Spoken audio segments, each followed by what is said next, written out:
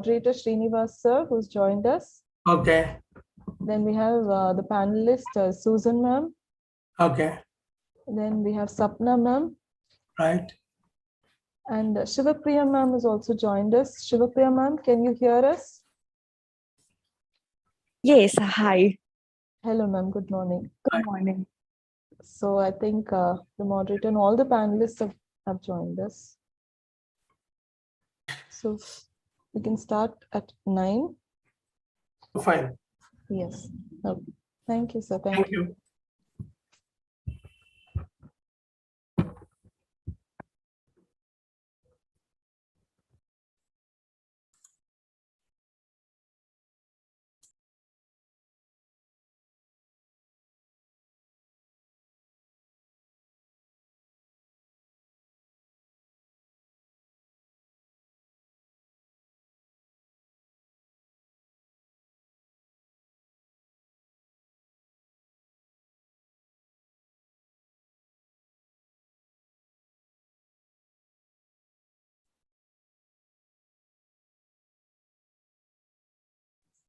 Okay, done.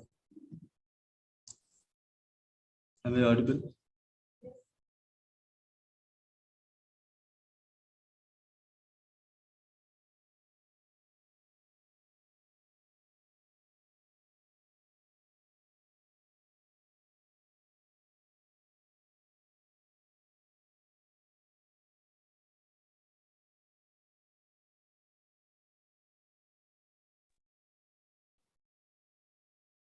Hello, ma'am. Yes, ma'am, we can hear you, but your volume is a little less.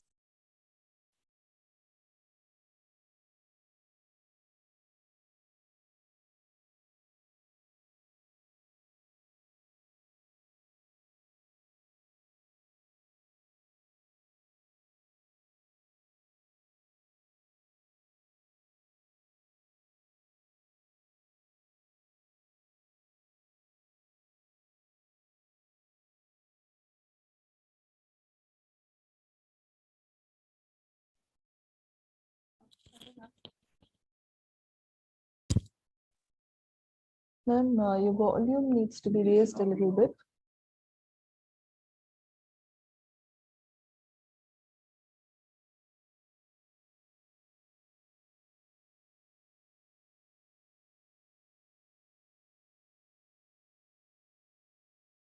Hello.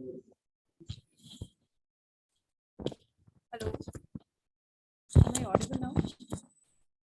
Yes, ma'am. Neha, ma'am, can you hear us? Yes, ma'am. Okay.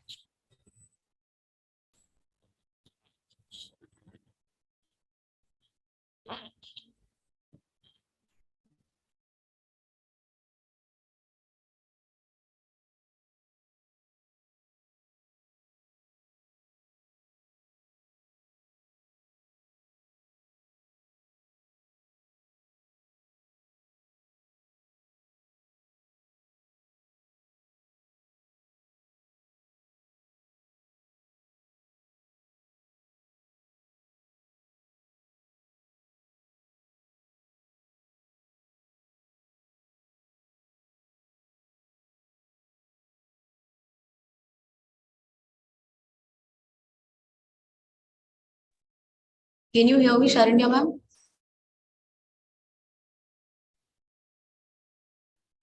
Yes, Sridevi, ma'am, we can hear you, ma'am.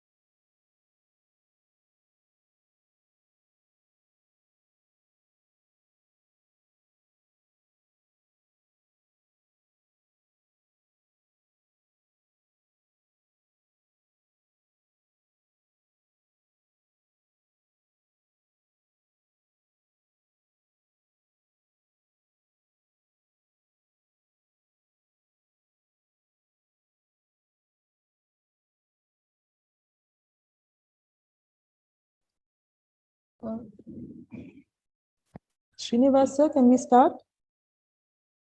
Yes, yes, sure. Sure. Okay, sir. Yes, sir.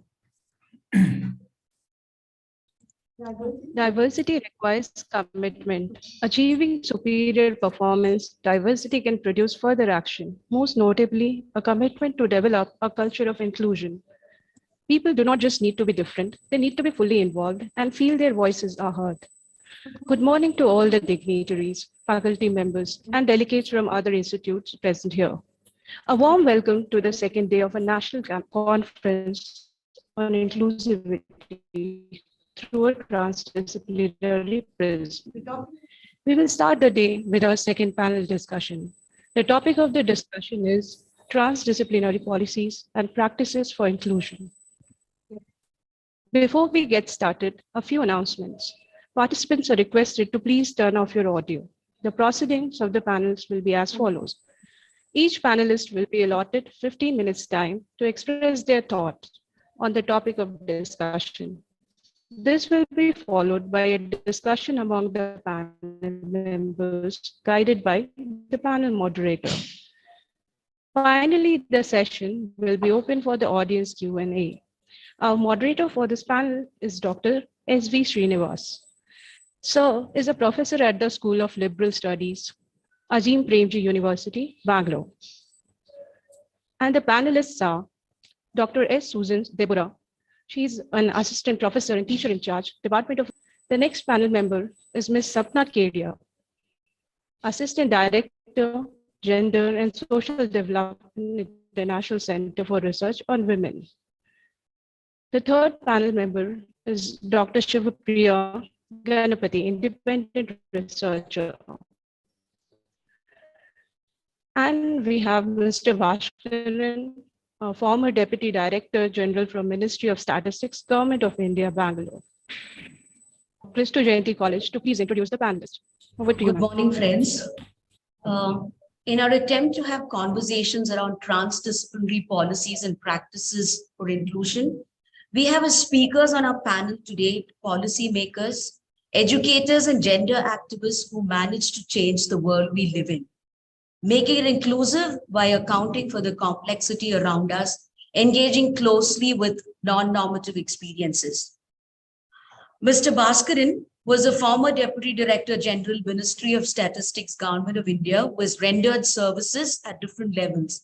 He was assigned as international consultant in the Food and Agriculture Organization of the United Nations in Myanmar and Sri Lanka, along with serving as statistics capacity building expert of Asian Development Bank in Myanmar.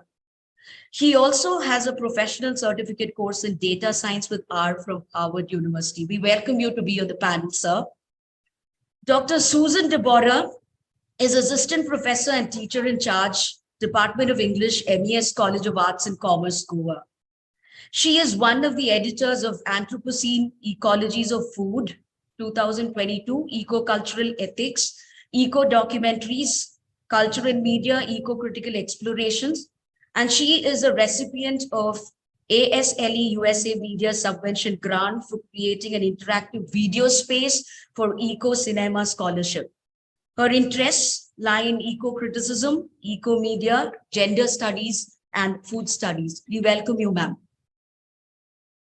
Ms. Sapna works as an Assistant Director, Gender and Social Development at the International Center for Research on Women. Sapna leads and supports research and programs on issues of men and masculinities, sexual and reproductive health and rights, and public policy. Welcome you, ma'am.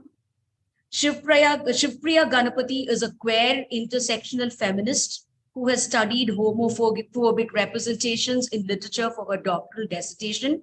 She finds writing immensely therapeutic and dabbles with free verse, spoken word, prose poetry, haiku, and other Japanese short forms.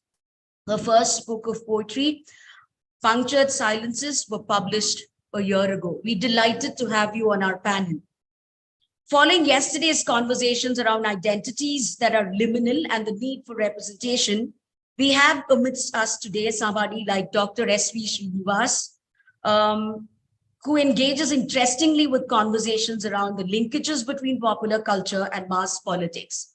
Having completed his PhD from the Department of English, University of Hyderabad, before joining Asim Premji University, he worked in Arunachal University, now Rajiv Central University, and the Center for the Study of Culture and Society, Bangalore. He was the ICCR Chair Professor of Indian Society and Culture, Georgetown University, Washington, Chair Professor, Department of Communication, University of Hyderabad, and visiting professor at the Center for Contemporary Studies at the Indian Institute of Science. His research interests range across focusing on the interactions between moving images, entertainment industries, and mass politics in India. His books, Megastar and Politics as Performance, trace the simultaneous emergence of the film industry, star politicians, and fandoms in South Indian cinemas. His conversations of late focus on new media forms and platforms and associated with spectatorial practices. He's a translator and an author of commentaries on popular culture. His writings are published in the First Post, Frontline, the Hindu Business Line, and the Indian Express. We are delighted to have you as moderator for the panel discussion this morning, sir. We are grateful for having you. We're grateful to you for having agreed to lead and moderate the session. The floor is open for conversation. Thank you, ma'am. First of all, I want to thank the institution, Kristu Jayanti, for organizing this important and interesting, panel. I'm not going to sort of come in the way of the presentations. I would invite the speakers to make their presentations, and following that, I'll make a few brief comments. We'll just go with the order that's been given to me with Dr. Susan Deborah. Please, the floor is yours. Thank you very much, Professor Srinivas. I'm in fact waiting to listen to all the others because the panel lineup is quite interesting. So good morning, all of you, and it is lovely to be here in this panel discussion. I thank the staff and organizers of the Department of English, Kristu Jayanti College, for inviting me to join in this program. So I'm here to speak for the inclusion of eco-literature, that is environment ecology, into the humanities and the social sciences. So if you see now, climate change is real. There is no debate about that. It is there everywhere. And sooner everyone is talking about this, the better for the earth.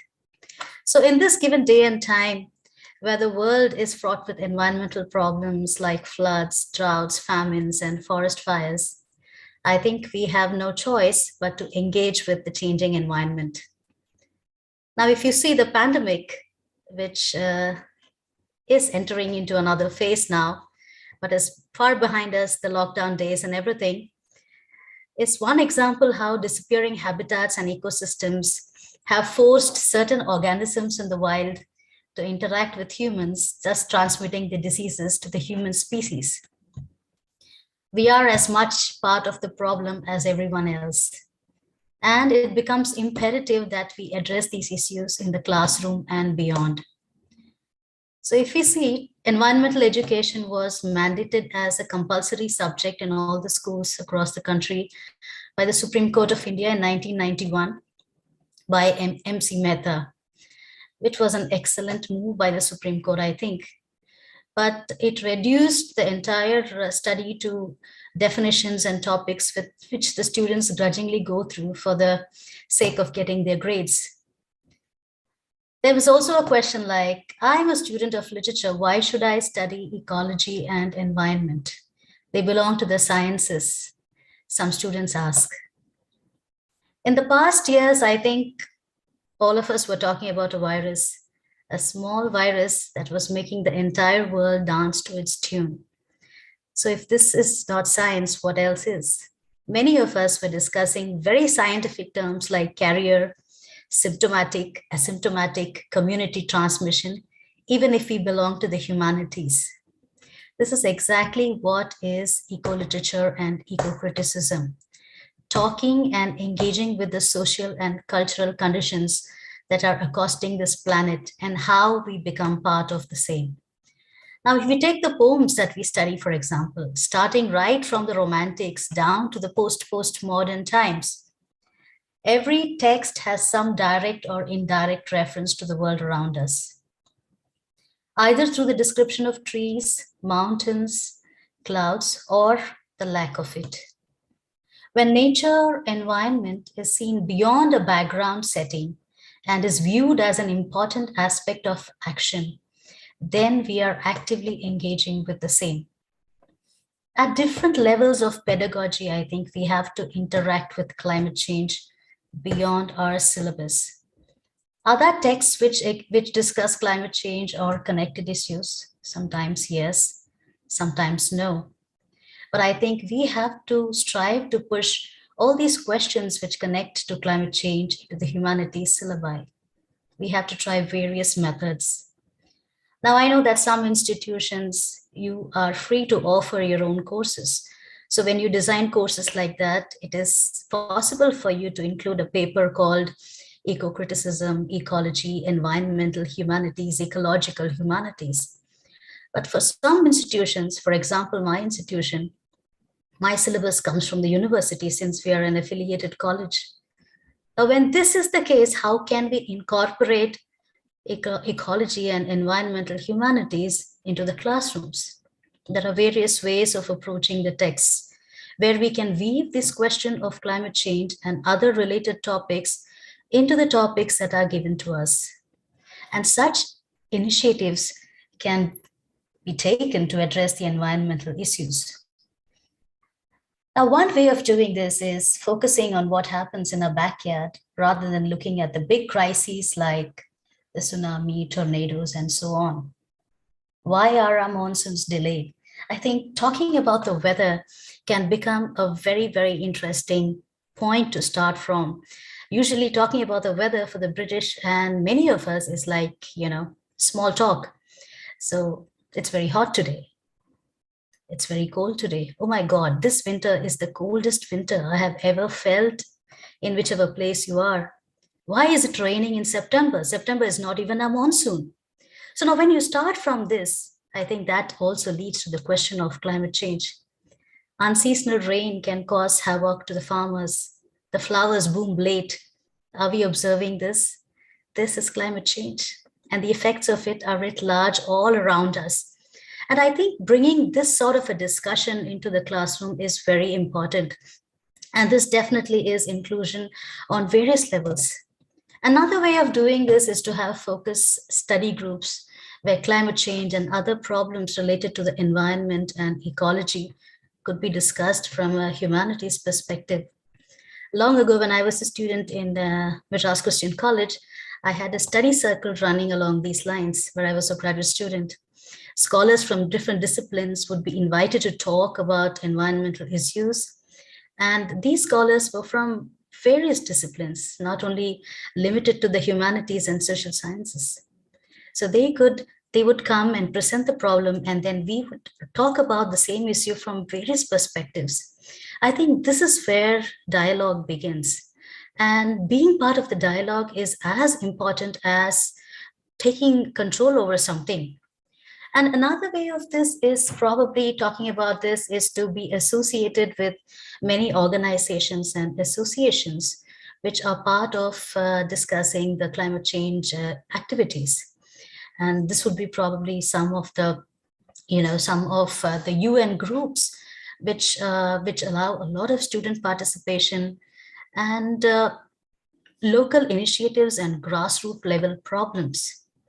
So inclusion could also mean about inclusiveness in a global sense by creating networks, working with institutions which work on environmental humanities and align with the work that they are doing. So by being a participant, one can also bring to the global platform the local issues that we are facing. So inclusiveness on a local level contributes to the global issues as well. So one way could be organizing conferences where global North and the global South interact in various levels to bring to the table various issues that are there in our local places.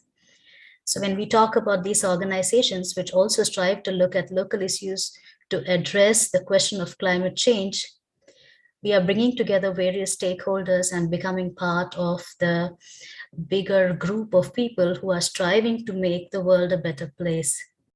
So with this, I place my argument that studying ecology and environment should not be restricted only to the sciences, but should be integrated at various levels into the humanities and social sciences as well. And this not only includes by talking about nature as a backdrop, but by talking about nature as an active participant in our everyday lives. So I think that makes inclusiveness and inclusion more effective. Thank you. Thank you, ma'am. That was lucid and very relevant to discussions, both in theory as well as on the ground. And you spoke to every one of us sitting in Bangalore, because every time it rains, there is a flood, right? And the rain, we I'm sorry, I was mute. So I said, you speaking to every one of us in Bangalore who've been through a number of crises in the recent past because of unseasonal rain, because of flooding, because of, and any number of human-made disasters we've been living through. So thank you for that. We'll move to Ms. Sapna Kedia's presentation, please. Thank you. I'll just share my screen.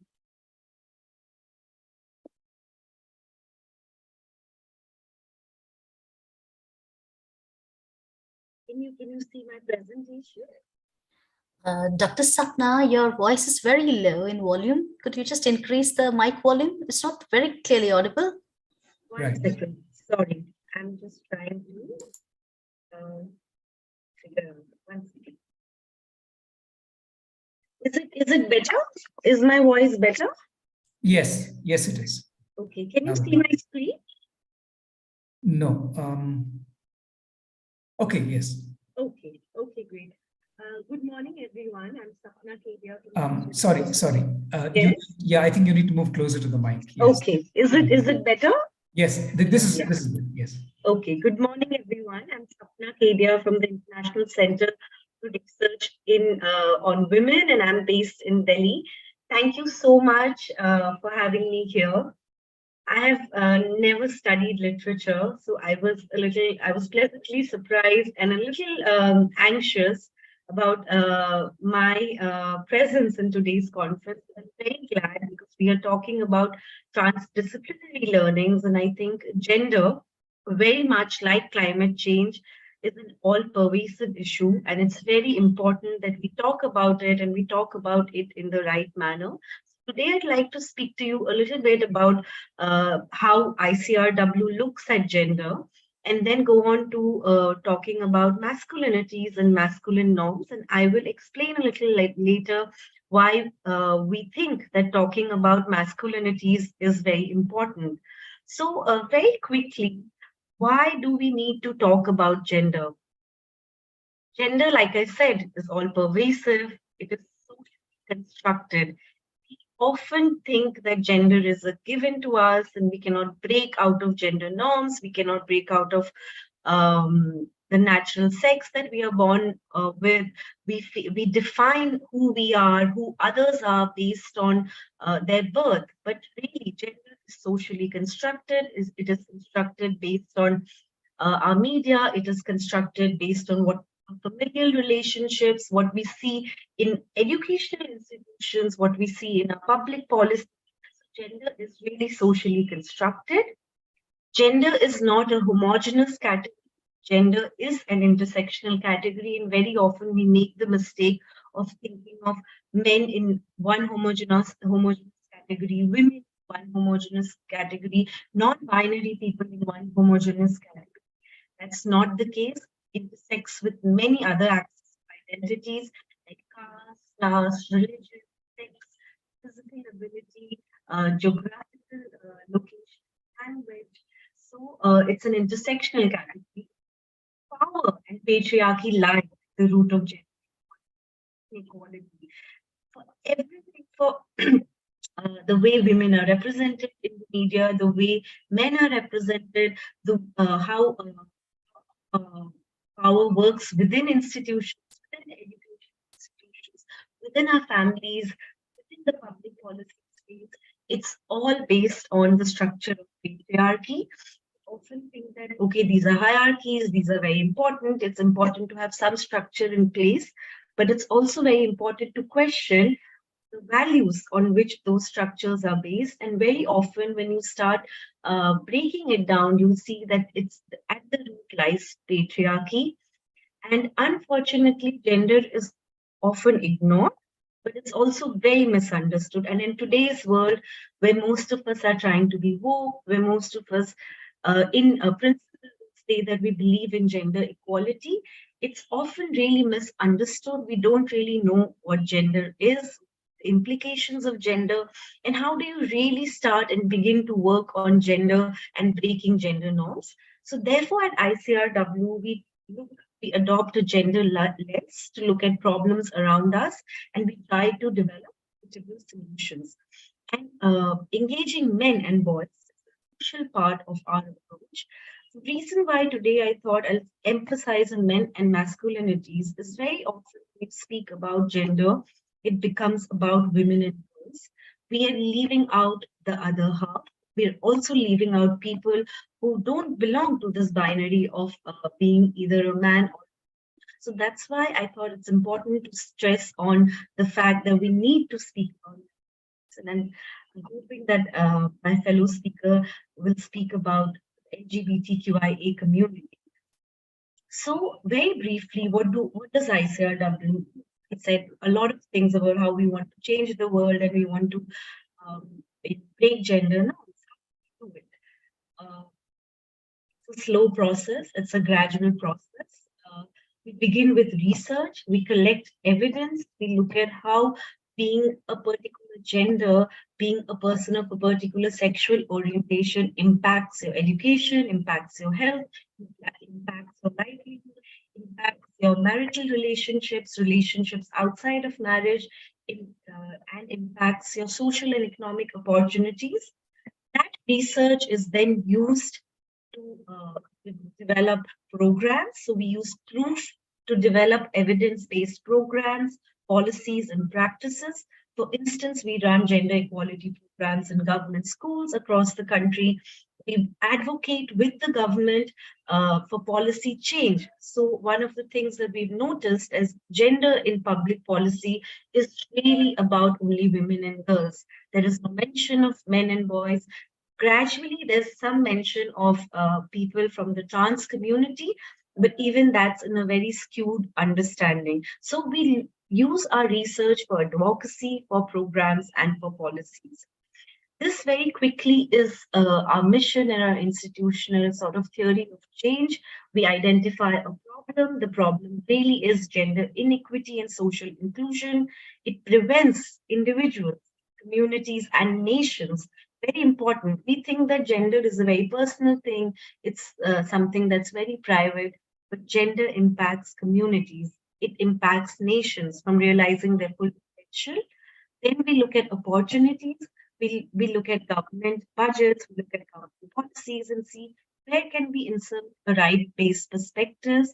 And in all of this, the basis is discriminatory social norms. We look at unequal access to resources and barriers to economy and agency.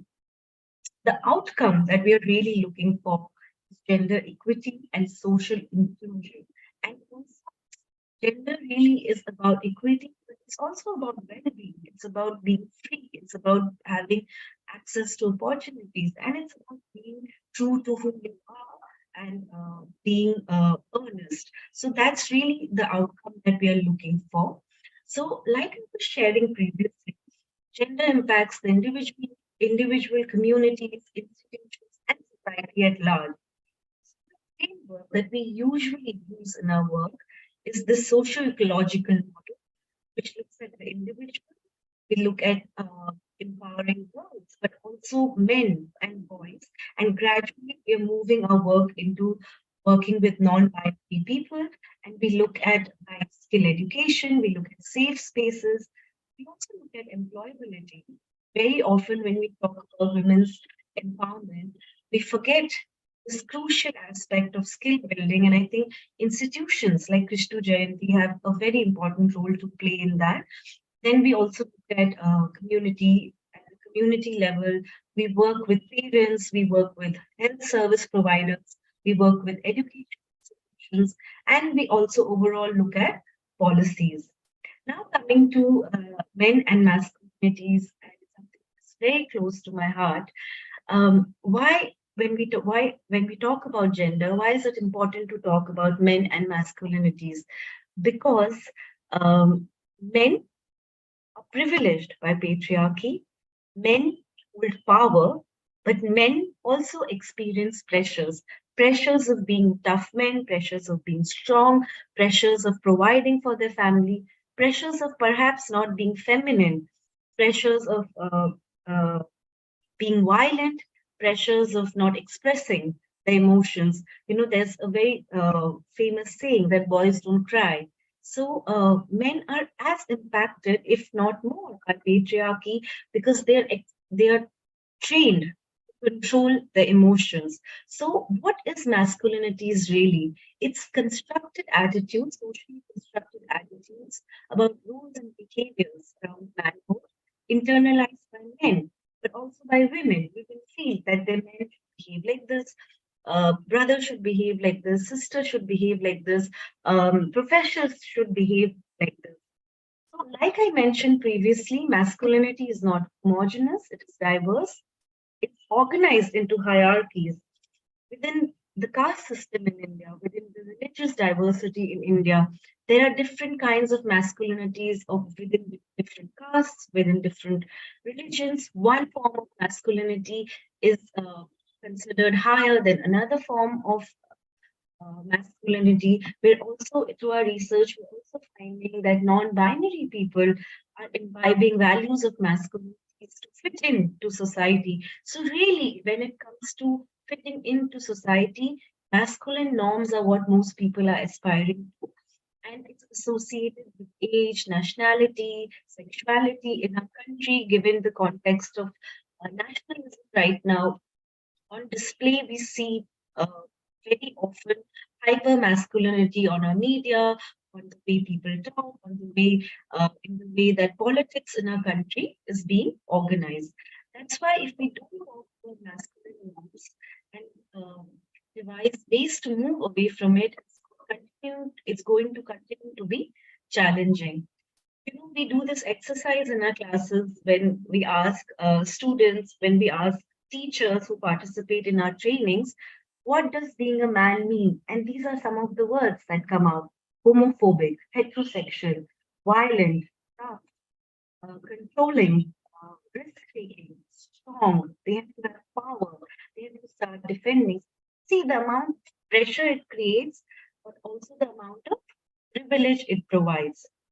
And just to also justify, also further emphasize why we need to work with men. We've done a study on masculinity, intimate partner violence, and son preference in India, Nepal, and Vietnam. And some of these statements, you can see most of them agree that they feel ashamed to face their family because they're out of work. They drink or stay away from home when they can't find work. So the onus is on men to provide, or even if both partners are working, the onus is that men should earn more. To be a man, you need to be tough. If someone insults me, I will defend my reputation, even if it means I have to use force. When I want sex, I want my partner to agree. So what about consent? I won't let my wife, partner wear certain things. So all about control, exercising control. So basically, masculine norms are all pervasive, and we are trying to break these norms one step at a time. What do we do at ICRW on masculinities? We do not adopt an instrumental approach. We don't want to talk about power. We want to address root causes. We don't want gender to be understood as a woman's issue, but it's a relational concept. And we want to talk to men, engage men, not just for the betterment of women, but for men themselves to be able to break out of these barriers that patriarchy creates for them. And then we want to focus on men's own realities. So we create safe spaces, we create men-only groups where men talk about their vulnerabilities. Very often in the whole gender discourse, men are looked as perpetrators, men are looked as a problem. In my own journey as a researcher and program person, I've had a very difficult relationship with men in my family and outside because I found them to influence and control my life. So it's been a process to understand that they have their vulnerabilities, they are also in a way harmed by the system of patriarchy. So we create a space for critical thinking, create a space where men can pause and reflect. They can tell us what the privileges are within patriarchy for them and what are the pressures that they experience. So the approach that we really seek to adopt is transformational. We recognize diversity in men's roles. We look at men as partners, husbands, family members, friends. We look at them as service providers, as you see around us. Perhaps the education sector is an exclusion, I'm not sure, but in health, in public policy, in the private sector, in the work that most of us do, men are really everywhere, especially in decision-making positions. So how do we talk to men as leaders, as stakeholders, as young people? How do we get them to realize that, you need to think about some of these issues if you really truly want to create gender equality? You cannot create gender equality by keeping all the power with you and then expecting to create change. So very quickly, some of the tools that we use is that in classrooms, we do a lot of sessions around issues of body, sexual and reproductive health, relationships, violence, masculinity. And these are not lecture-based sessions. These are interactive. They are role plays, they are case studies, they are video screenings, and we have a discussion. And this is all done through training teachers. So we train teachers on issues of gender and masculinity. We train government officers, we train leaders in organizations. And one very important strategy that we use is that we find places where men display maximum masculine behavior. So sports, for example, sport teachers, we use coaches, we work with them and we work with their students to talk about men and masculinities. And one of the things is that when you start talking to men and young boys about men and masculinities, you have to be very careful about not framing the message negatively. You have to talk about what's in it for them. You have to ask them, wouldn't it be nice to hug your child? Right? How many men we know who really hug their child? Wouldn't it be nice if you had somebody to talk to? Somebody who understands the pressure of your job. Doesn't bottling up make you feel like a pressure cooker? Why do you have to always be strong? Why do you have to walk alone? So the idea is really to create an emotional connect. We have a lot of tools that we use in our projects. We have diaries, we have a timesheet to tell men how they use their time versus people from other gender. And we also have training material. Some of the positive results from our work include men coming up to us and saying that I never thought that patriarchy affects me. I never thought that violence has this impact on my partner or my sister. We've also had cases reported where men have actively intervened in situations of violence.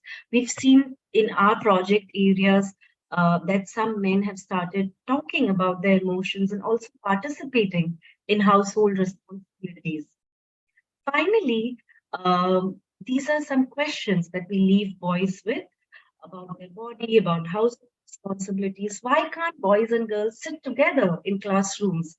Why does punishment always have to be physical and violent? What happens when someone touches me inappropriately? So these are some things, and I'd like to end with some of the lessons that we've learned. Men and boys are also oppressed by gender norms. It's not a zero-sum game. It's not a men versus women, girls versus boys situation. In order to work with men and boys, you have to start young. So schools and colleges really are the best platform to start talking about these issues. We have to talk about how these issues intersect with other forms of oppression, like caste, class, religion, ability, sexual orientation. We have to talk about policies. We have to talk about structural barriers. And we have to create safe spaces. When it comes to institutions, education institutions, and climate change, like my colleague mentioned previously, gender is all pervasive. Gender needs to be included in the curriculum in the way you talk about literature, how gender was reflected in the past, how gender is being reflected now. Any conversation is actually incomplete if we don't talk about gender norms and gender inequality. I'll stop there. Thank you. Thank you. Thank you very much. Thank you, among other things, for tabling, for drawing our attention to masculinity as a key factor in determining classroom interaction and learning in the education space. Thank you. We'll move to the next presentation by Dr. Shivapriya, please. Good morning, everyone. Thank you for having me here. In fact, Ms. Tapna's presentation was music to my ears. I'm not thinking about my own presentation. I'm so enamored by what she had to say. In fact, if I'm allowed, I would like to share a few points regarding what we heard right now. How men are affected by patriarchy as much as any other gender. The thing is, like, not a long time ago, just a decade back, when I was a master's student myself, we had a paper called Women's Studies. So I studied English literature, and we had an elective paper called Women's Studies. I remember, like, Ms. Sapna asking us, like, so how is her talk relevant to an literature department? I wanted to say, like, if we had known this, let's say a decade ago, things would have been very different, right? I mean, we always assume feminism is something to do with women. And I think which is why they also came up with the title for the subject as women's studies, not gender studies. Anyway, I just remembered that, and I wanted to share it now. Okay, let me start my presentation. Before I start, I want to share with you all a very small anecdote from my own life. As some of you might know, I worked on lesbian feminist writings and queer theory for my PhD. But never once did I feel comfortable in those 7 long years to come out to my professors or colleagues as a queer person myself. That irony right there, in able to study queer literature, but not be a queer person, there lies the failure of inclusivity in education. Now, this is not a sad story, and it is not entirely necessary to come out to everyone, no. The reason I'm saying it now is this, because most of the times we view education as something far removed from our lives. We are taught from a very young age, as young researchers, to uphold objectivity. And even now, we are still grappling with the fact that the personal is political, that the subaltern is not someone who lives far away in an island, is not Caliban in a Shakespearean island thousands of kilometers from you, but rather is a very active participant, actively watching and listening to you in your own classrooms. So when we approach education as a mere means to an end, we forget the slips that happen in that journey. Let's take for instance, someone teaching feminism in a class and also simultaneously admonishing a student with a sexist remark. That difference in what is being taught and what is being practiced within our educational institutions will only create a sort of cognitive dissonance in the student. What I'm saying is there's no holistic approach here. And we cannot begin talking about inclusion without addressing this gap between our theory and practice within our institutions. Because what happens is that the chasm gets bigger and bigger between what the students are made to believe and made to experience. Now, I understand that this requires a paradigm shift in the minds of educators, but that right there is the first step towards inclusion, and it is imperative. I get it that we have come a long way. In fact, I am truly grateful to have been able to work on queer writings back in 2014 when Section 377 was not yet repealed, when homosexuality or even the word lesbian was a hush word. Funnily, that gap between oneself and academia, the one between ourselves and education, that objective gap, was what allowed me to pursue this research in a highly homophobic socio-political location. But where do we go from here is the question that remains. For me, the term inclusion is a sad reminder that the core is somewhere rotten. I imagine it as a line outside which there is the other. There have been instances where I have been on both sides of the line. I have been both the one and the other in different social locations as is everyone else. In a Lacanian sense, I cannot not think of the systemic erasure or gatekeeping when I hear the word inclusion, because the unconscious thought is always present in the conscious thought as an absence, right? So can inclusion just be about bringing in? I don't think so. It is not leaving the door open, hoping someone would walk in. It requires much more accountability than that. It is changing the very rotten core. I'll give you a literary example. When you look at Sudhiti Nam Joshi's works, whether it is Fabulous Feminist or Conversations of Cow or any of her works for that matter, you will see that she creates a world order, a universe where the man is not in the center anymore. She, of course, writes fables and stories for children, but also remember that she is a lesbian feminist. And in her fictional world, animals, women, and children, those who are marginalized in this world, form the center around which everything else revolves. It is fiction, yes, but when I read it, I understood true inclusion cannot happen by merely editing the existing structure to accommodate the other, but by completely dismantling the existing structure. Now, it might sound both vague and radical at the same time, but what I'm trying to say is this. We need to ask ourselves, what are we including someone into? How conducive is that shift?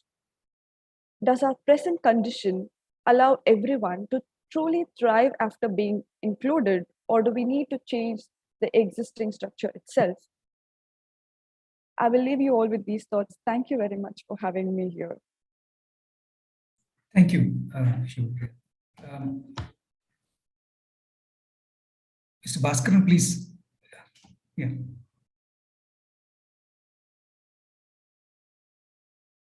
You are muted. You are muted. Please unmute yourself.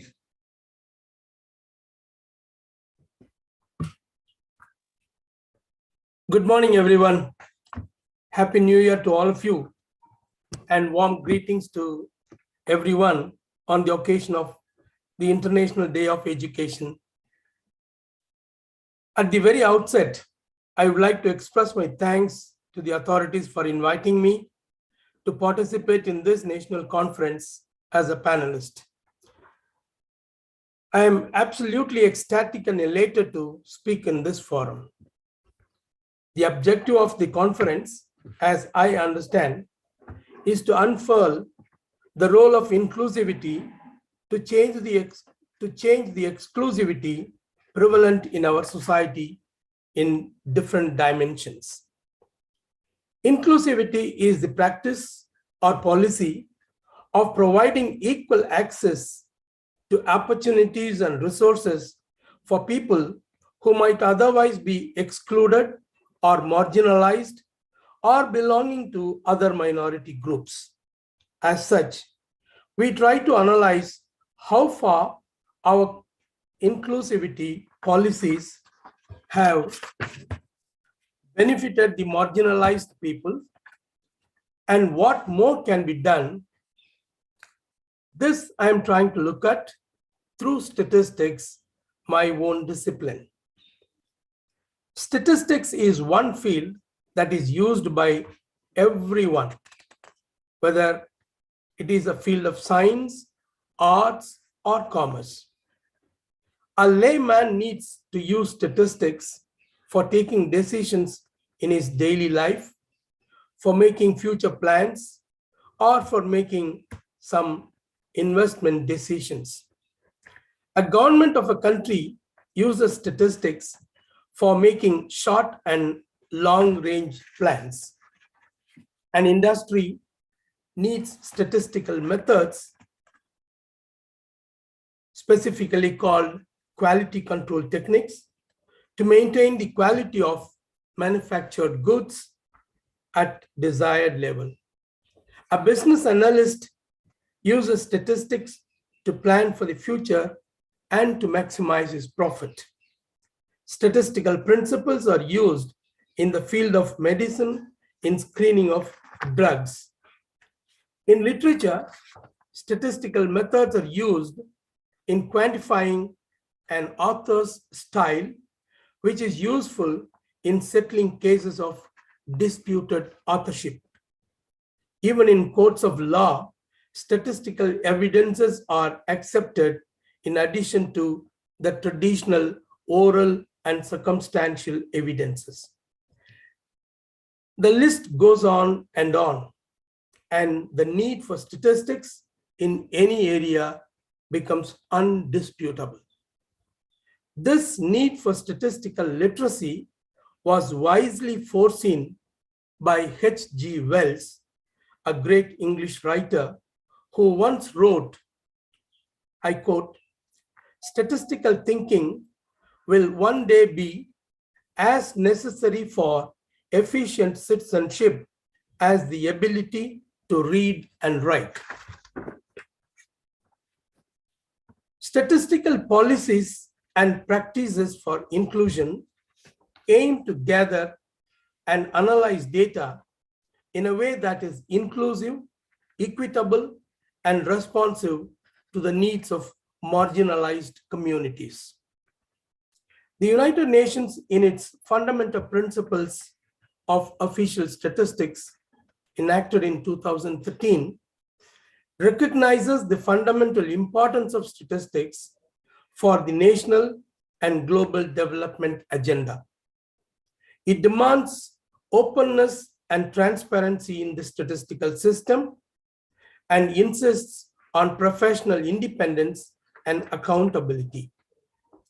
The UN further emphasizes that the statistical work should be guaranteed by legal and institutional framework and be respected at all political levels and by all stakeholders in any national statistical system. Our country makes best efforts to follow these principles and make policies according to these principles. However, there are many more steps to cross. The Census of India, which is conducted every 10 years, provides important information on population characteristics of the country.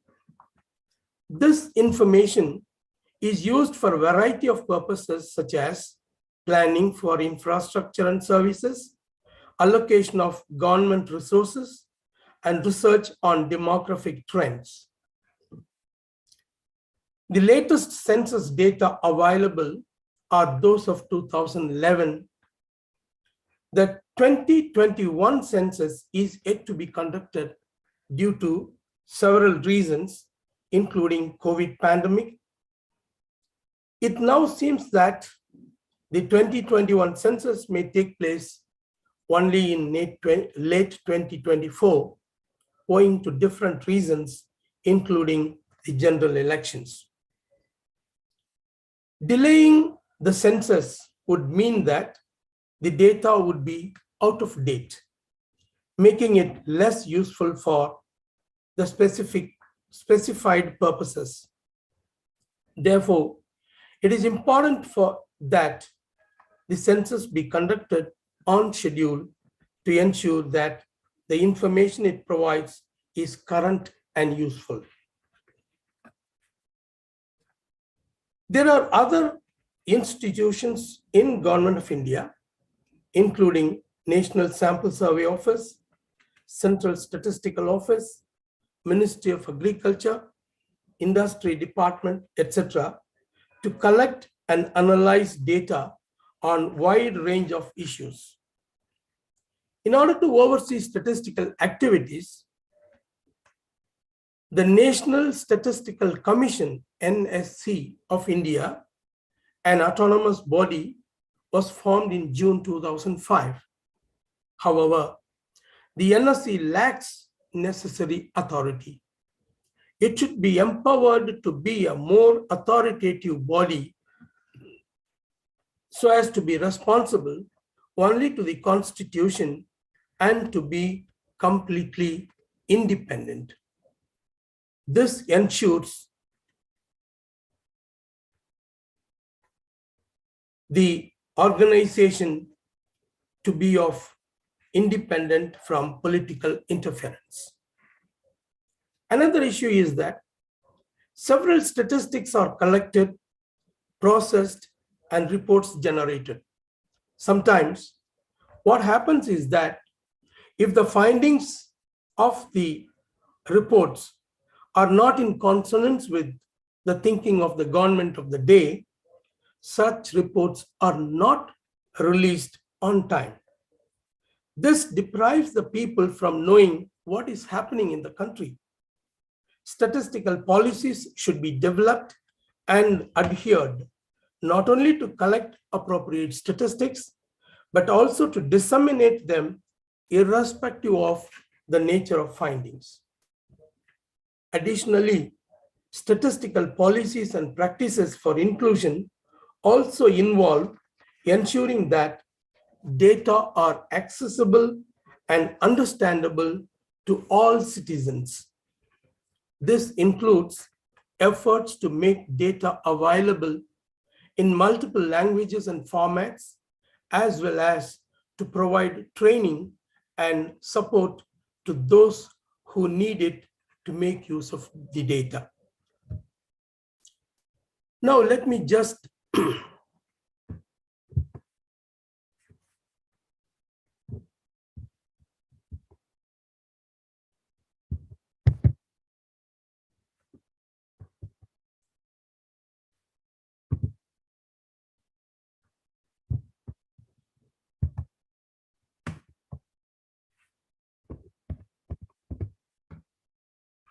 let me share some data with you. The first one is literacy rates. Literacy rates refer to the ability to read and write among the population of the country. According to the Census of India, the literacy rates in India was 74% in 2011, which means that only around 74 people out of 100 in India are able to read and write, and the remaining 26 are illiterate. However, the number varies widely across different states and regions. We have traveled a long way to reach this 74% in 2011 from 18% in 1981 to 65% and 65% in 2001. The literacy rate among scheduled castes was 66%, while the rate among the scheduled tribes was 59%. These rates are significantly lower than the national average of 74%. There is also a huge difference in the literacy rates between male and female, as you can see from the slide. One of the main reasons for these low literacy rates in our country is the lack of access to education, particularly for girls and marginalized communities. While programs like National Literacy Mission, Sarv Shiksha Abhiyan have yielded some results, there is still a long way to go to achieve universal literacy in India. In the educational front, the gross enrollment ratio and the completion rate are two important indicators. The gross enrollment ratio is the percentage of the enrollment to the 5-year age group population, whereas the completion rate is the number of persons in the relevant age group who have completed the last grade of that given level of education in percentage terms to the total population.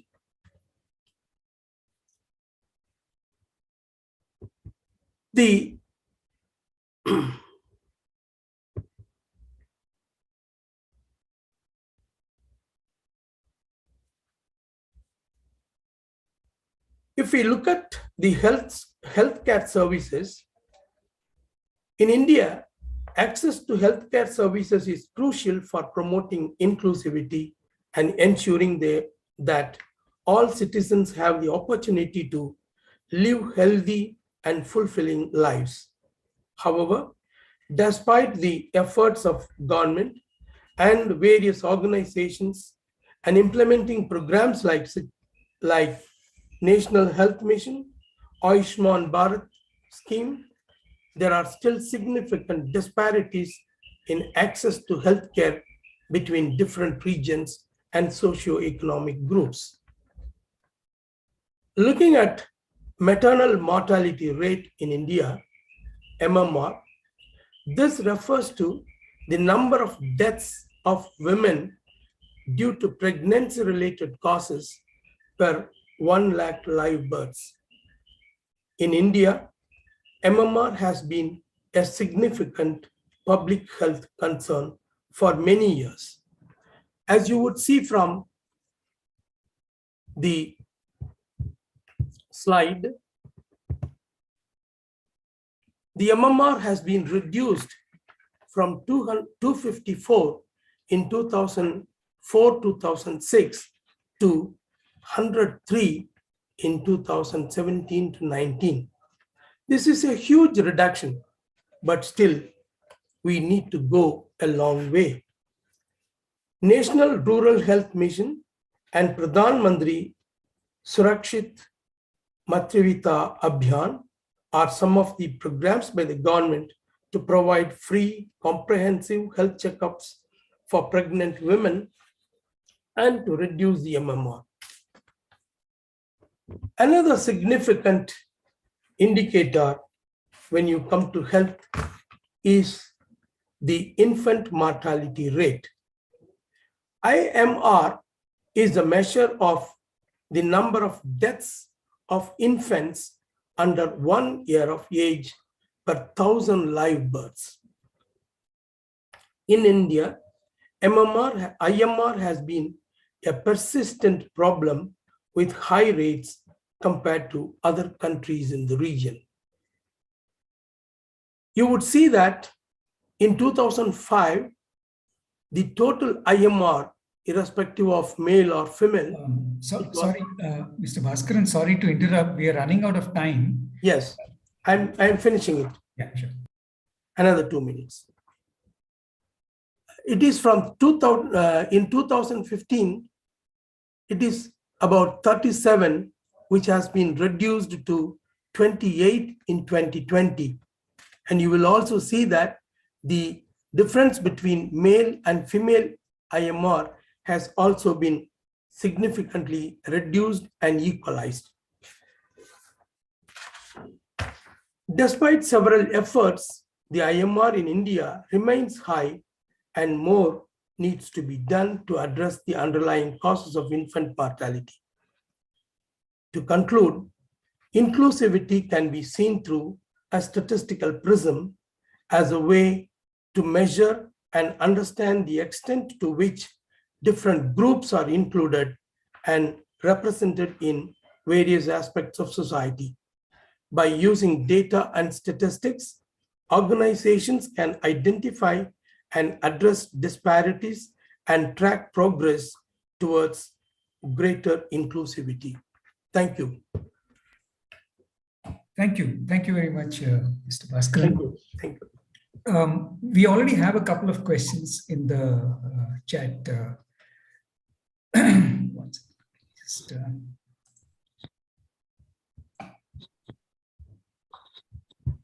okay. Sorry. Could you stop sharing your screen, Mr. Bhaskaran? Yes, I'm just trying. Yeah, sure.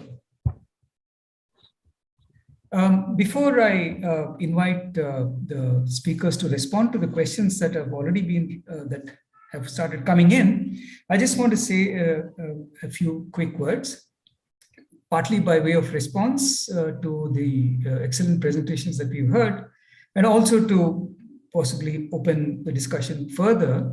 So first of all, I think very, very importantly, several of the speakers have drawn our attention to the fact that as students of literature, we are no longer concerned only with either gender or environment as objects of representation.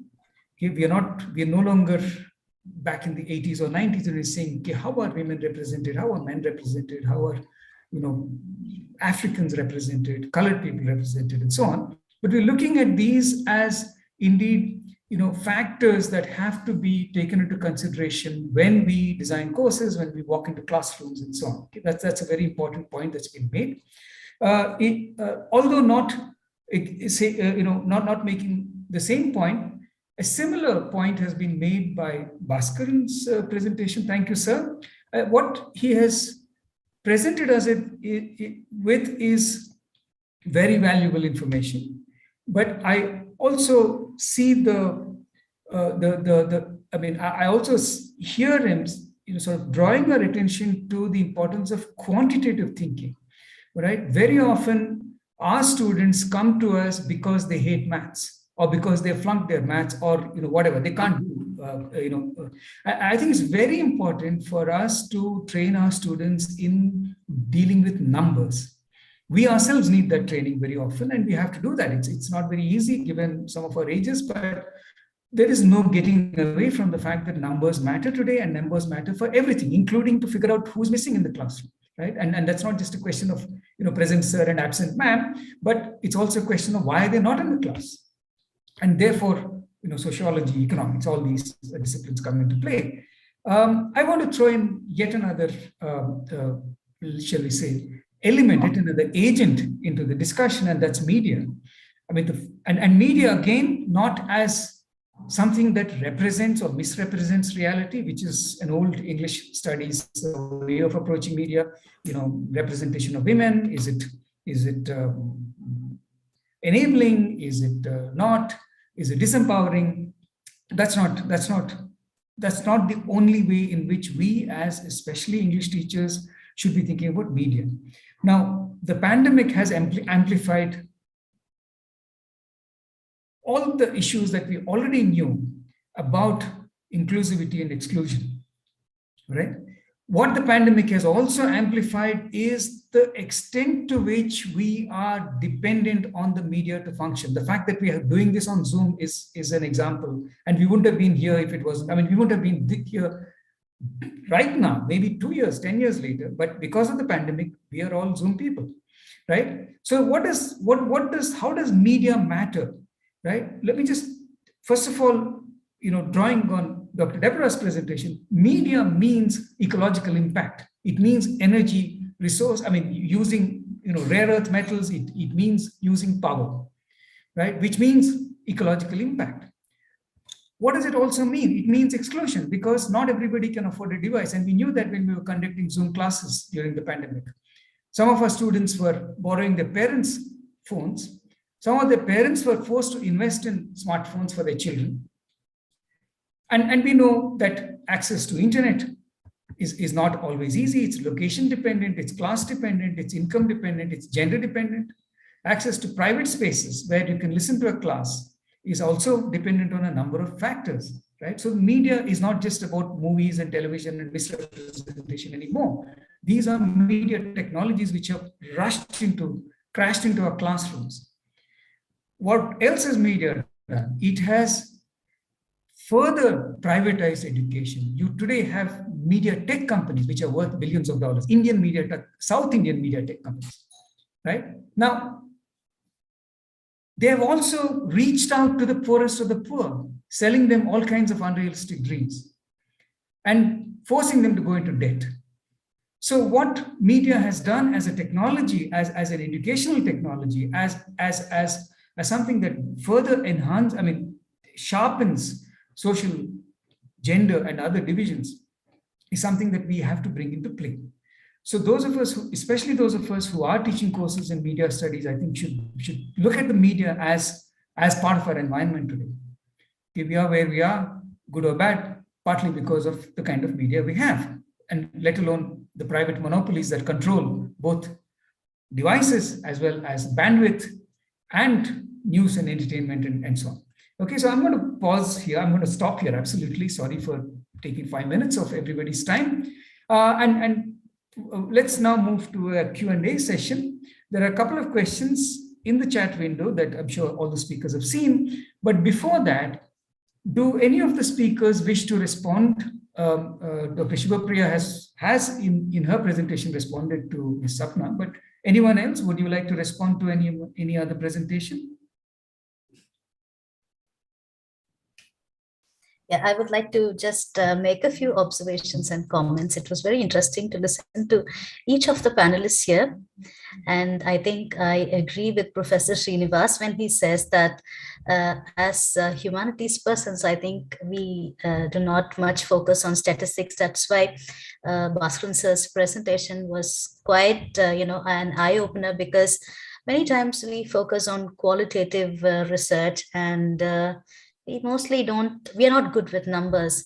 But I think numbers are very important, because when we talk about climate change, when we talk about all these things, and even I think the percentage helps, because I have noticed this in my class. When I just give a very generic statement about something, my students are like, yeah, but when I say 75% of the population, I just see them sitting wide-eyed and, oh my God, 75% is a lot. So I think statistics very much matter. And thank you, Bhaskaran sir, for reminding us of that. And another thing, when Professor Srinivas talked about media, I was just thinking, of course, there is a lot of, because of Zoom and everything, I was thinking that we have reduced our ecological footprint, because we are not traveling, we are not taking flights anywhere, but we are just sitting over Zoom. I think that has, made a lot of impact, I guess. Otherwise, imagine each of us flying to Bengaluru or taking a train. I think that would be a lot on our part, but I think this provides a very neat platform where we can sit in the comfort of our homes or office spaces and interact with people all around the world. So thank you. Thank you. Yeah. Can I? Sorry. Sure, please. On the qualitative and quantitative, I'm a researcher, and we have very often in our office. Could you? Hello. Yes. So I'm a researcher, and we have this debate very often between quantitative and qualitative research, right? And as you all have expressed, that it is important to have numbers because that's what grabs attention. But very often as a qualitative researcher, we also find it unfortunate because something like gender norms, something like changing climate practices, like how you use water, how you store water, electricity, a lot of that is based on personal narratives. based on stories that numbers miss out. So we constantly advocate for mixed methods research, and we always say that when you're doing quantitative surveys, do a small qualitative component, because that's where you get the stories, that's where you get the nuances. Otherwise, you miss that out. So even something like gender norms, we've been working on it for almost 40 years. We've seen personal narratives change. We've gone back to the same people we've interviewed, and we've seen narratives change. So I think it's important to not forget personal narratives and storytelling when we focus on numbers. That's just something that Absolutely, absolutely. Yeah. Okay. Dr. Shivapriya, would you like to?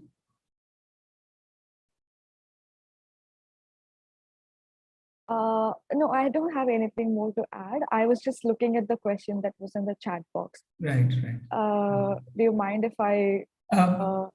We just give Mr. Bhaskaran a minute to respond if he has anything. Sure. Yeah, thank you.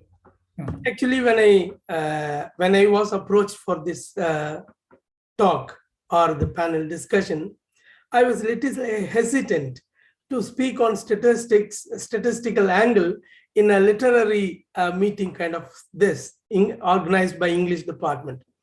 But later I thought that, yes, I would try to speak something on statistics and emphasize the importance of statistics, so that whatever decisions the literary experts want to take, they can use statistics and they can take better decisions. And that was my idea in participating in this particular forum. And I think based on the observations, I think I have achieved a little. And you must be knowing that I'm right now doing a PhD in Kristu University, Bengaluru, of course, after a long time after my retirement. And many of the my co-research scholars come to me and ask me, sir, why are you doing like now and all? But the interesting question when they ask about how to use statistics in their research, and I used to tell them what are the things that to be done. And I find that interest is developing to use more of numbers in the qualitative research too. And I'm very happy about it. You must be seeing that original quotation that I quoted from H.G. Wells, yes, that statistical literacy is the day I am waiting for. Thank you. Thank you. Yeah. Dr. Shivapriya, please respond.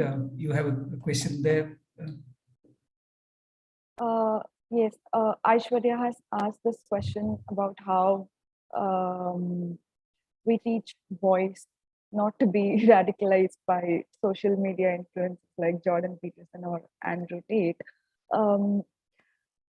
I think, as Ms. Sapna mentioned, there is a huge void when it comes to the world listening to boys in general. What I mean is that they do not feel that they do not have the space to be vulnerable, and they do not feel like anyone is listening to them anymore.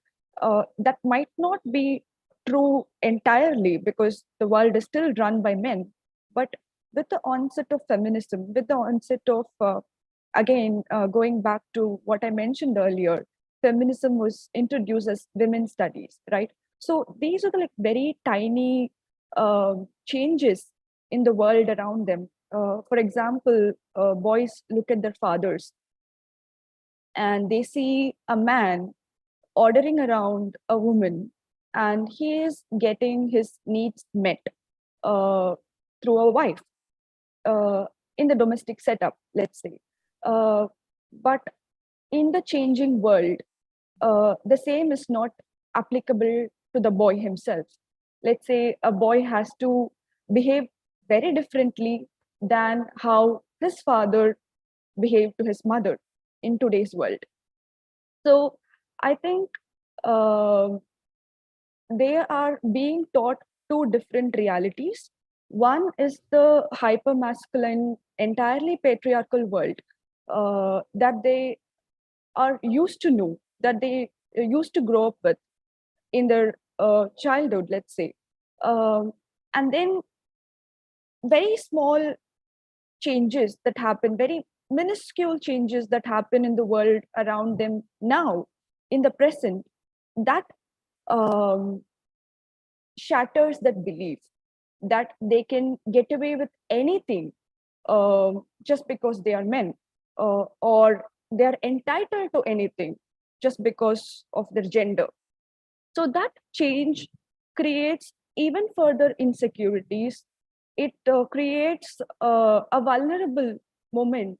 They do not know where to go. And then that void, I think, is where Jordan Peterson or people like Andrew Tate come in, and they use that space they fill that space with misinformation. They feed young boys. And I think like that is how, so what happens is they say things like, we listen to you, I hear you. And that is exactly what these young children yearn for, because they are insecure, basically. And I think like if we start talking about gender as gender itself, not as women's studies, or feminism is supposed to be only for women or things like that. When we start addressing everyone,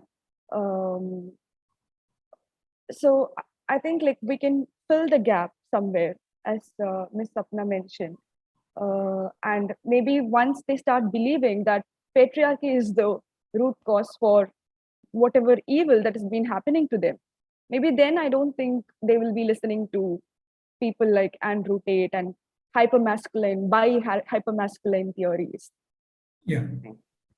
Just to quickly add, like the old mother-in-law and sister-in-law problem, when you had a dowry death, you also have very radicalized young women who are seeing it as a space of seeing, social media as a space of empowerment. And that's one of the side effects, if you like, one of the manifestations of patriarchy. I think we need to look at, just as Sapna draws attention to masculinity, we should also be looking at aggressive female voices and how actually patriarchy is producing, these subject positions. But thank you, Shivapriya. Sapna, please. And just before you start, Sapna, Dr. Deborah, can you look at that literature question from Harish Satpathy? I think it's actually addressed to you, but we'll come to you. Yeah, Sapna, please.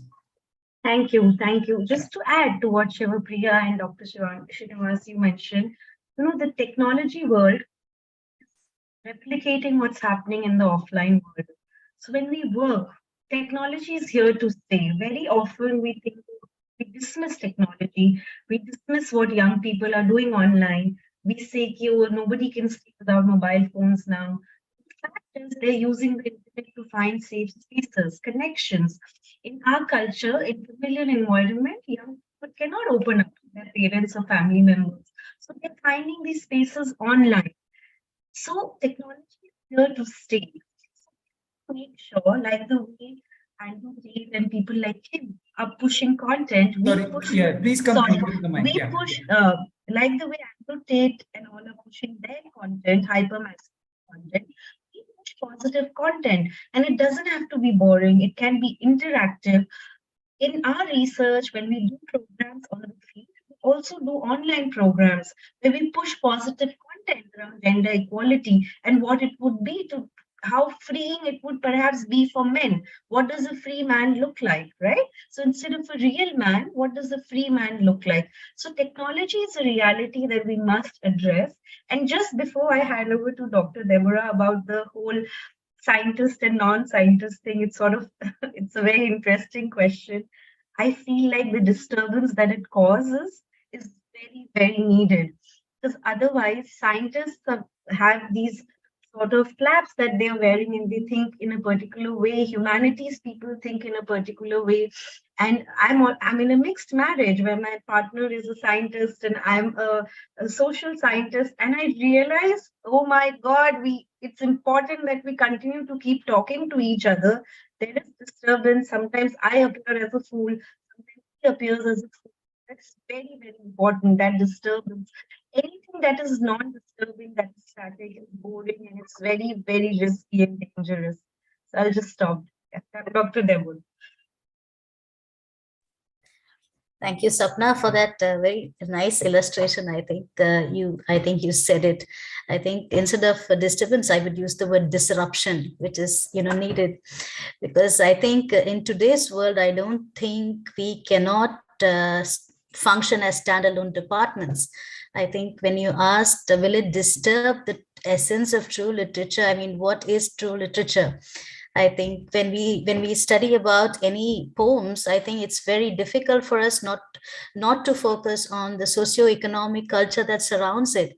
Even when we are talking about, let's say, daffodils, of course, I'm giving a very British poem, for example, but when we talk about daffodils, it's not only daffodils, it's the socio-economic condition that revolved around Wordsworth. What was his world like? What was happening in the world of nature? And why does he choose nature? Why is he walking alone? All these different questions come out. And when you talk about these questions, I think you're going beyond the poem. And I think we've been doing it always. And nature has been so much part of our literature that it's, I think, time to go beyond that. What will you do in a scientist lab? I think we should do a dialogue.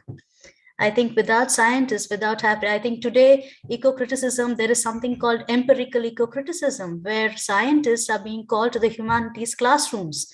I mean, that is why this transdisciplinary becomes very important, because we have to dialogue with the biologists, with the zoologists, with probably people from who are doing, architecture and archaeology and geology, because their discipline contributes a lot to literature. Literature like that is very inclusive. That's why today it's very passé to call English department. I think it's more or less literary studies and, humanities and English studies. And a very vibrant branch of literature is cultural studies, which includes a lot of things. I think today standing alone is very boring. I think, as Sapna mentioned, it's very, very boring, because what we have to do is to come together and create a dialogue. I think we cannot be sitting in our ivory towers anymore. I think we have to get down to the ground level. I think that's the answer to the questions. The need of the hour is interdisciplinary, transdisciplinary, and inviting people from all the disciplines to come into our classrooms, and if possible, we should also be going into their classrooms. Thank you. Just to add, first of all, I don't think Dr. Satpathy is satisfied, but that's okay. We can continue the disagreement later. I think just to add a couple of points to what Dr. Debra was saying. One is to look at where our students are going, what's English enabling them to do. And then you realize that they're going to all kinds of places, which tells us a thing or two about what we can prepare, how we can prepare them better to go to wherever it is that they anyway are going. Right? They're becoming content writers, they're joining tech companies, they're joining PR firms, they're joining sometimes organizations where they are explaining very difficult and complex quantitative materials to the general public, because they're good writers, right? So that's one way to look at how important it is for literature teachers to sort of slightly change the way in which we are preparing our students. And the second is that the coolest area for the last 15, 20 years in literary studies has been digital humanities, which means that, not only statistics, but maybe some amount of coding also is going to become absolutely essential for the next generation. I think I will retire happily without learning a programming language, but I'm not so sure about younger people. Dr. Shivapriya, I'm very concerned about you in particular, and not to mention any students who are listening to us. So yeah, we have sort of run out of, we're coming close to the 10:30 mark. If there are any quick comments or very, very quick statements that anyone wants to make, we have less than a minute for that. So any parting statements, words?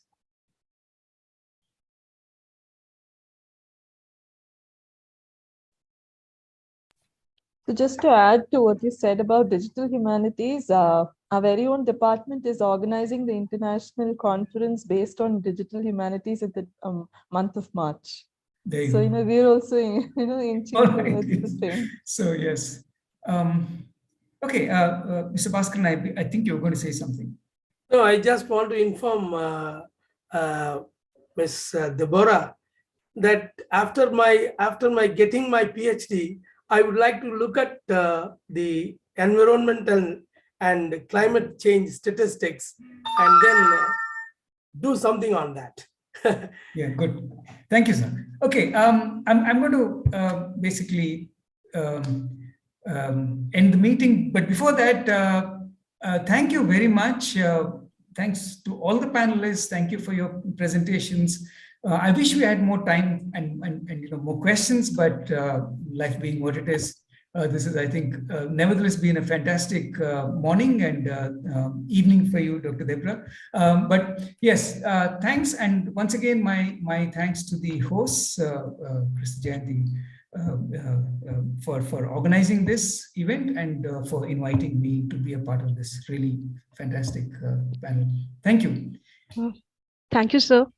Thank you all for such an engaging and enriching session. It was a pleasure to listen to you all. Srinivas sir, for illuminating us with your insightful thoughts on media and inclusiveness. Thank you, Susan ma'am, for your stimulating views on inclusiveness in a global sense, how climate change has become an all-pervasive issue, and how studying ecology should not be restricted to sciences, but included in the humanities subject as well. Thank you, Sapna Kedia ma'am, for your profound thoughts on gender issues and gender impacts, and how gender is not just restricted to women and LGBTQ people, rather it should engage men and masculinity studies as well, for men are affected by patriarchy as any other gender. Thank you, Dr. Shivpriya, for emphasizing upon the necessity to bridge the gap between preaching and practicing in our institutions, and also to bring out robust changes in the system to realize true inclusion. Thank you, Bhaskaran sir, for enlightening us about the importance of data and statistical analysis to ensure financial inclusion and various measures taken by the government. I now request Dr. Brighton A. Rose to deliver a vote of thanks. Over to you, sir. So good morning, everyone. On behalf of the Department of English and Kristu College, I'd like to extend my heartfelt gratitude to all the panelists for finding time from your busy schedule to present with us today. I would like to extend my sincere thanks to our moderator, Dr. Srinivas, who brought insights into how inclusion shouldn't be restricted to just qualitative studies, and how pandemic has amplified with inclusion, how media impacts ecological impacts and exclusion through different factors, specifying how media tech companies and its impact upon vulnerable groups. So thank you so much, sir, for your presence. I'd like to extend my thanks to Dr. Susan Deborah for her thoughts on how environment is dealt lightly, how climate change is dealt lightly, and how environment concerns should be brought to the limelight. So thank you so much, ma'am, for your presence. I extend my special thanks to Ms. Sapna Kedia for her insights into the question why gender specifying on men and masculinities as constructs, and the role of ICRW on breaking gender stereotypes and moving towards gender equity and social inclusion. Thank you so much, ma'am. My special thanks to Dr. Shivapriya Ganapati for her insights on objectivity that are prevalent, providing emphasis on cognitive dissonance in educational institutions and how these act as hindrance towards holistic education. And moreover, sharing insights on how the existing rotten core needs to be altered towards achieving inclusion. Thank you so much, ma'am.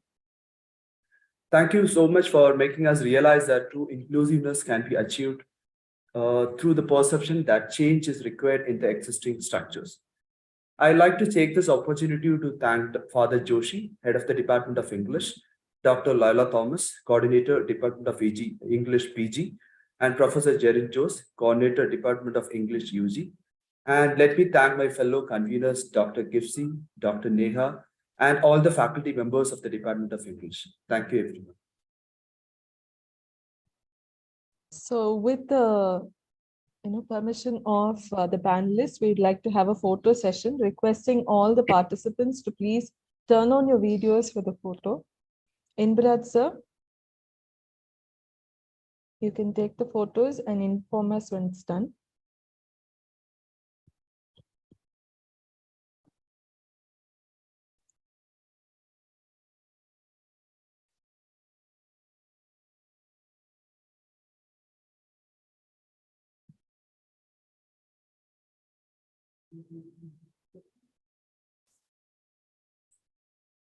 Yes, sir. Thank you, sir. So thank you once again to all the panelists for, valuably giving your inputs on the subject and enhancing our conference. So we've got a lot of inputs from all of you. Thank you so much. So a few announcements for the participants. So the feedback link is shared in the chat box. You can fill in the feedback link. You can proceed to your respective parallel paper presentation sessions. It starts at 10:45, and then in the afternoon, you can rejoin us for the keynote session at 2 o'clock. So you can join in 10 minutes before the start of the session. So it will be Dr. Rossi Smith from De Montfort University who will be joining us in the afternoon. So all the very best to all the paper presenters, and thank you once again to the panel members. Thank you. Thank you. Thank you.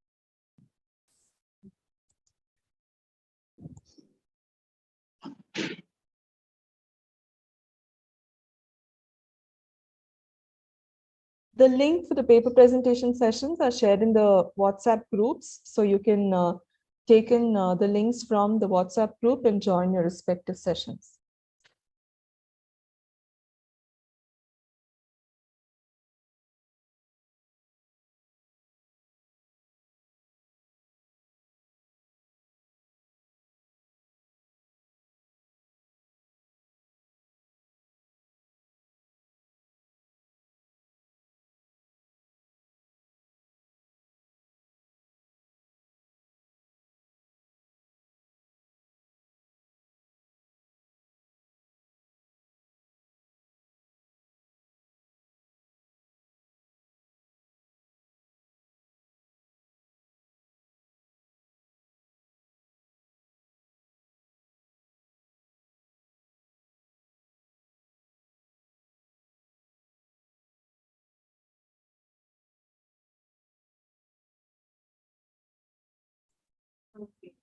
Amir sir, you can end the meeting after a couple of minutes.